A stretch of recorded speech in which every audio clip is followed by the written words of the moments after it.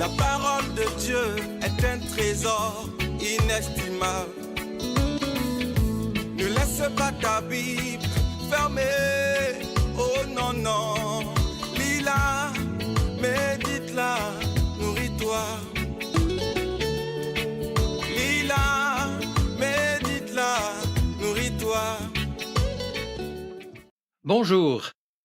Sur le mur de la chambre de ma grand-mère était, il y a fort longtemps, accroché un tableau qui évoquait le texte bien connu de Jean chapitre 10, appelé le Bon Berger. Et bien plus tard, en relisant ce texte, certes, j'y ai vérifié que Jésus était bien le berger qui veillait sur ses brebis, mais plus étrange qu'il était aussi la porte de l'enclos de son troupeau. Oui, étrange et bizarre, car comment peut-il être à la fois, en même temps, la porte de l'enclos et le berger? Alors j'y reviens, mes amis. Tout commence en effet dans ce chapitre par une image pastorale, mettant donc bien en scène un berger, des brebis, un enclos et des pâturages.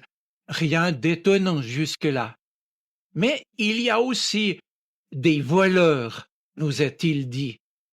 Et Jésus commence par affirmer, je vous le déclare, celui qui n'entre pas par la porte dans l'enclos des brebis, mais qui passe par-dessus le mur, à un autre endroit, celui-là est un voleur, un brigand. Mais celui qui entre par la porte est le berger des brebis. Il appelle ses brebis, chacune par son nom, et les mène dehors. Et quand il les a toutes fait sortir, il marche devant elles, et les brebis le suivent parce qu'elles connaissent sa voix, etc. Cette histoire que raconte Jésus s'appuie sur une image qui est bien connue des lecteurs de l'Ancien Testament. Par exemple, au psaume 23, bien sûr, « Le Seigneur est mon berger », ou bien en Ésaïe 40, « Comme un berger, le Seigneur fait paître son troupeau, il le rassemble et porte tout contre lui les petits agneaux. » Or ici, la reprise que Jésus fait de cette image, d'emblée surprend du fait que Jésus ne commence pas son discours à la manière d'un conte ou d'une parabole du style « un homme avait un grand troupeau », etc. Non, il commence tout autrement, mettant en quelque sorte tout de suite les choses au point. Je cite Jésus, « Celui qui n'entre pas par la porte dans l'enclos des brebis, mais qui passe par-dessus le mur à un autre endroit, celui-là est un voleur, un brigand. » C'est celui qui entre par la porte qui est le berger des brebis. Cela dit, les propos qui vont suivre sont encore plus étonnants, avec justement ces mentions de porte, d'entrée et de sortie. Jésus insistant par ailleurs sur les verbes de mouvement. Entrer, escalader, faire sortir, pousser dehors, marcher, suivre, s'enfuir. À ces verbes de mouvement sont en plus associés des termes en lien avec la parole de Dieu, relevant que c'est bien la voix du berger qui appelle ses brebis. Alors, qu'est-ce que Jésus veut dire? Bien d'abord, que la vie chrétienne elle-même est mouvement. Si nous appartenons au Seigneur, le berger, s'il prend soin de nous, il vient nous faire avancer sur son chemin à lui pour l'écouter et le suivre. Et ici, Jésus oppose donc la figure du berger à celle du voleur, du bandit et des étrangers. L'identification de ces derniers n'est pas précisée. Il s'agit vraisemblablement des pharisiens qui s'opposent aux chrétiens et aussi dans l'actualité de la communauté chrétienne à laquelle l'évangéliste Jean s'adresse, des responsables des synagogues qui en ont rejeté leur ancien co-religionnaire d'origine juive, devenu maintenant chrétien. Mais l'Évangile concerne aussi notre propre actualité, puisqu'il existe aujourd'hui encore, malheureusement, d'autres impostures ou prétentions mensongères à posséder l'unique vérité qui guette toute communauté chrétienne ou tout leader de communauté. Et ceux-là sont ici qualifiés de voleurs, c'est-à-dire de voleurs de brebis, lesquels, on le sait, n'appartiennent qu'à Dieu, bien entendu. Ce qui est certain, c'est que le voleur est ici étranger au troupeau. Et ne nous y trompons pas, cette désignation ne vise évidemment pas une quelconque appartenance ethnique. Non, ici, le voleur étranger est seulement celui qui ne sert que son propre intérêt en s'opposant au projet et à la volonté de Dieu. Il est étranger par rapport à l'Évangile.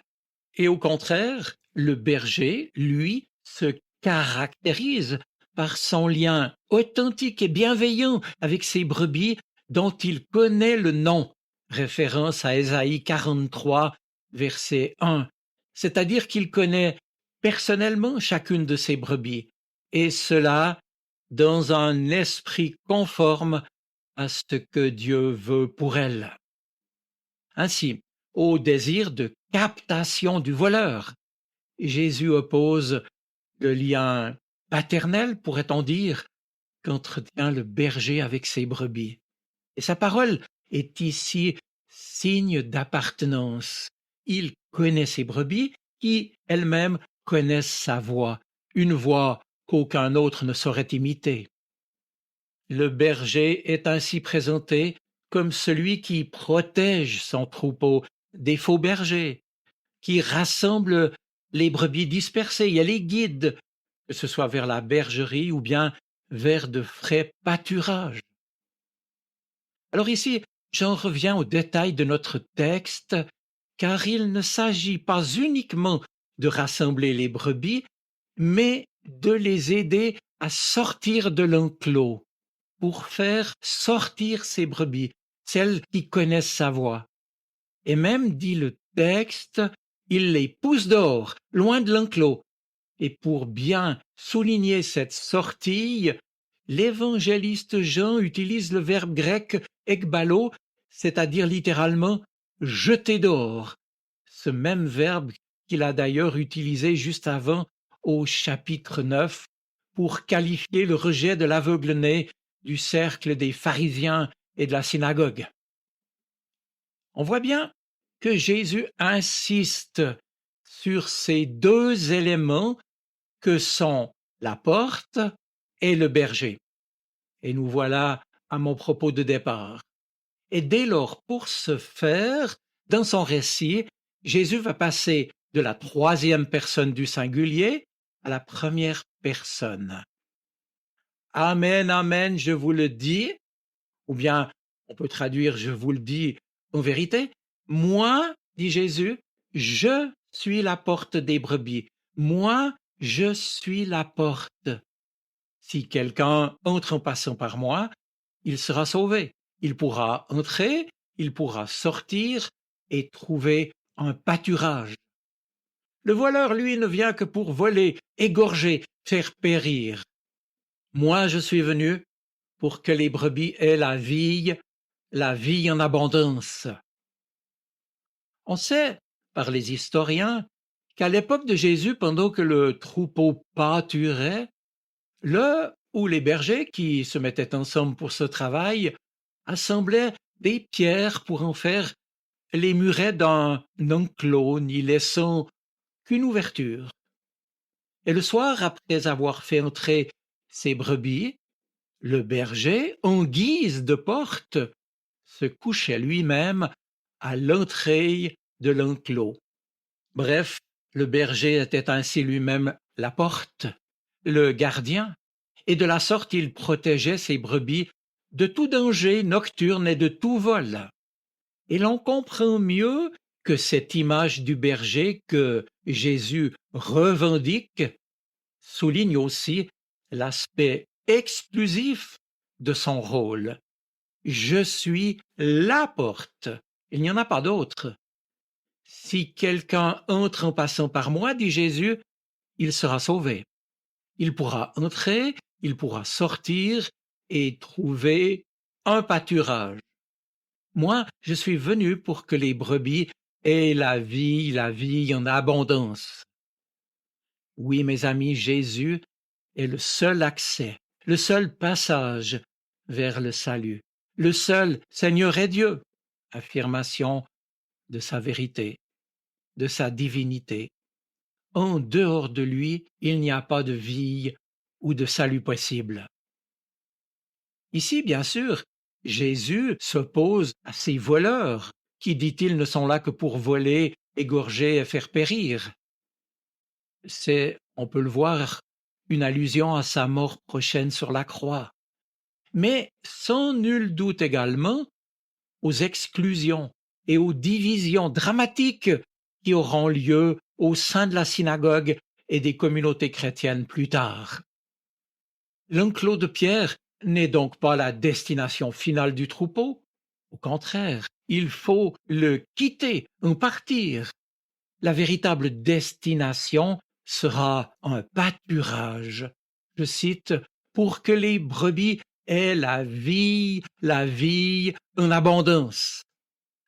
Oui, voilà cette destination vers laquelle se rendre à l'écoute de la voix unique du Christ, notre berger, vers cette terre promise qui s'appelle aussi son royaume. Le berger appelle donc ses propres brebis pour les faire sortir de l'enclos. Et je le répète, ce verbe « faire sortir » rend bien compte de la situation des judéo-chrétiens, des chrétiens d'origine juive, exclus maintenant des synagogues juives. Ici, Jésus va faire changer d'optique à ces chrétiens qui vivent ce moment difficile, en leur faisant comprendre que ces brebis, en réalité, ne sont pas ballottées par le bon vouloir de certains qui les ont exclus, mais que c'est lui le berger qui permet que les siens soient redirigés vers le pâturage. Lui, Jésus, le berger, reste maître des circonstances de leur vie, comme il reste maître des circonstances de ta vie, toi qui m'écoutes en cet instant. Il leur montre ainsi que cette sortie de la synagogue n'est en rien contraire à ce que désire le berger lui-même, lui qui sait toutes choses et qui sait ce qui est bien et nécessaire pour chacun des siens. Ce n'est donc plus simplement qu'une exclusion, mais la main du Seigneur et l'appel de l'unique berger qui se manifeste comme une invitation définitive à écouter sa voix et à conformer leur vie à sa parole. Mais plus brièvement maintenant, j'aimerais reprendre avec vous la dernière partie de notre texte, car en plus d'affirmer que Jésus est lui-même la porte, Jésus nous déclare qu'il est le bon berger pour tous les siens, hier comme aujourd'hui. Et je précise ici que le qualificatif bon ne désigne pas seulement la bonté du berger. Ce mot souligne surtout la qualité, la compétence, l'excellence de ce berger, tel un bon ouvrier qui se donne sans compter. Son rôle est de bien garder son troupeau contre ces loups et les mercenaires qui guettent le troupeau maintenant. Non, il n'est pas laissé à lui-même. Jésus va le guider et prendre soin de lui encore et toujours. Alors, dernière remarque. Il est vrai qu'aucun berger ne donnerait sa vie pour de simples brebis. Certes, il peut se mettre en danger pour la survie de son troupeau, mais aller jusqu'à mourir pour elle, non. Aucun berger ne donnerait sa vie pour de simples brebis. Sinon, lui, le bon berger, l'unique et véritable berger, qui, nous dit le texte grec, dépose sa vie pour ses brebis. Et l'on comprend que Jésus associe ainsi son rôle de bon berger à la croix. La croix du Christ est un don total, fait par amour pour chacun de nous et pour toi aussi. Et cet amour du berger en faveur de ses brebis est mis en parallèle avec le lien qui unit le Père et le Fils, puisque le don de sa vie représente l'amour qui unit le Père et lui. Je conclus, mes amis. Demandons au Seigneur qu'il nous fasse la grâce de le reconnaître comme la vraie porte, lui qui nous ouvre à des horizons nouveaux, lui le bon berger qui s'est livré pour que nous ayons la vie en abondance, la vie éternelle. Et demandons-lui aussi la grâce de nous laisser conduire par sa voix pour le suivre, le cœur rempli de joie. Je vous souhaite une bonne semaine. Soyez bénis. Amen. La parole de Dieu est un trésor inestimable. Ne laisse pas ta Bible fermée.